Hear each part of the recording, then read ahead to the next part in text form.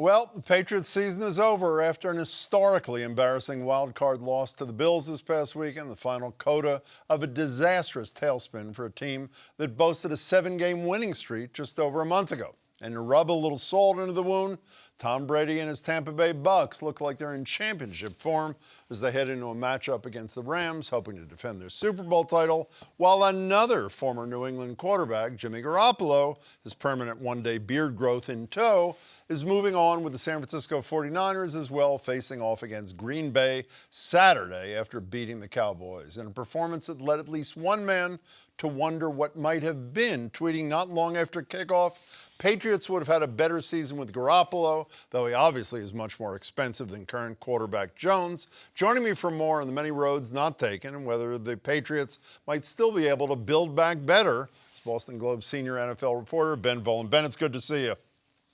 Thanks for having me tonight, Jim. So I'm not into masochism, which means I don't want to look back. We're going to look forward. I'm going to give you 10, if I have enough time, 10 sort of lightning round questions about the future. You're the man to answer. Number one, will Kraft spend another boatload of money like he did this year after a one-and-done finish?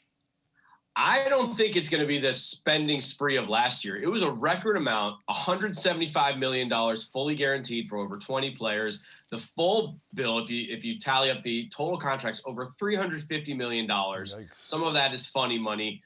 But he was skeptical of doing that for 1 year. He had some comments where he said, we used to make fun of the teams that did this, and he had to be persuaded a little bit to open up his wallet that much.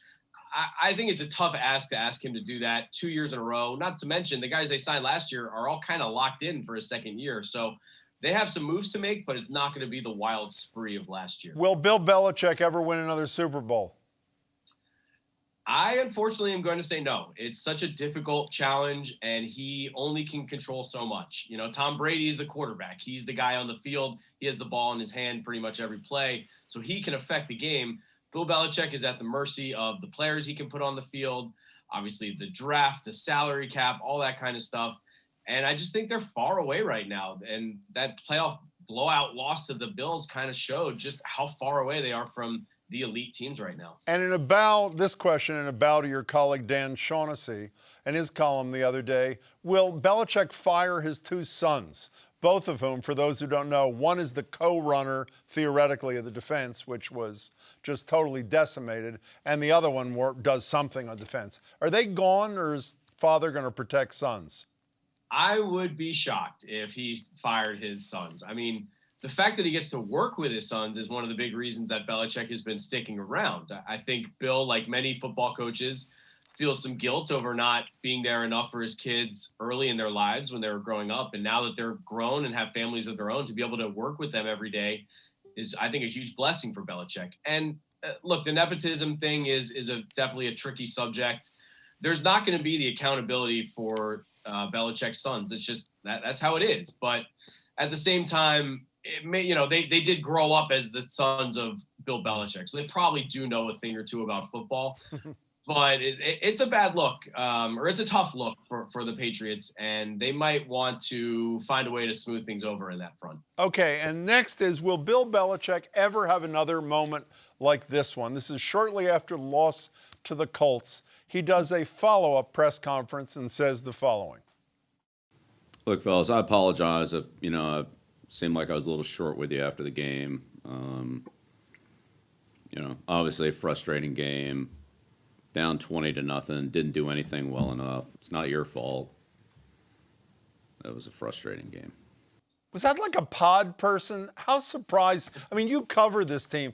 Look at the look on your face. How surprised were you when he gave what seemed to be a totally sincere apology for the people he abuses every single day? What was up with that?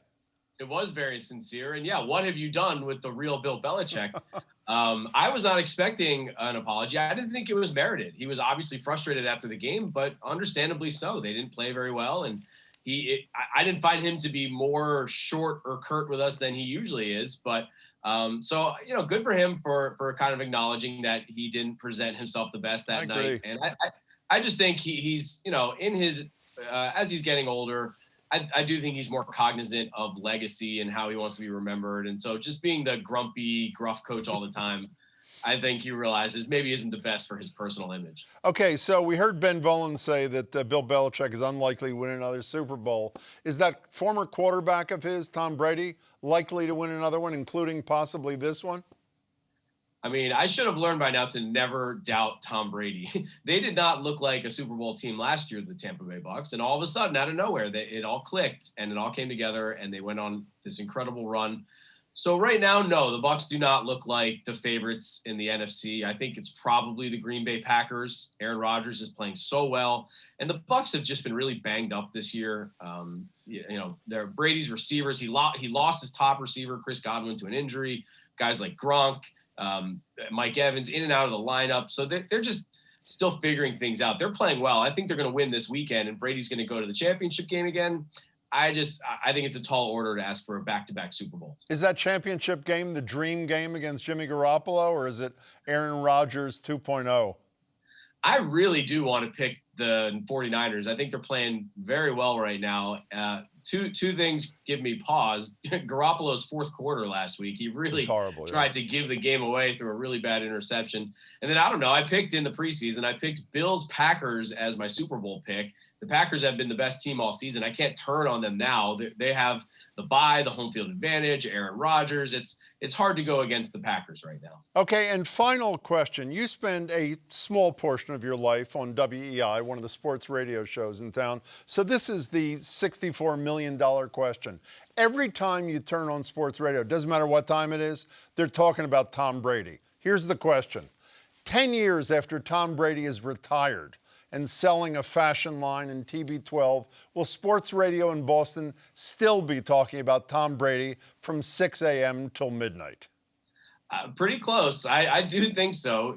He's the standard around here. And as long as the Patriots are not winning a Super Bowl every season, he's always going to be the quarterback that we compare to. His era is always going to be the one we harken back to. And so, yeah, I do think we're going to be talking Tom Brady a lot. We're going to be comparing Mac Jones to him, whoever is after Mac Jones. And, unless it's not fair to Mac, but until he wins all these Super Bowls, Brady's still going to be the standard. And as long as Brady keeps playing, we're going to be talking about him too. I mean, he's 44 years old and can definitely play another year if he wants to. So he's doing a good job of keeping himself relevant in this market.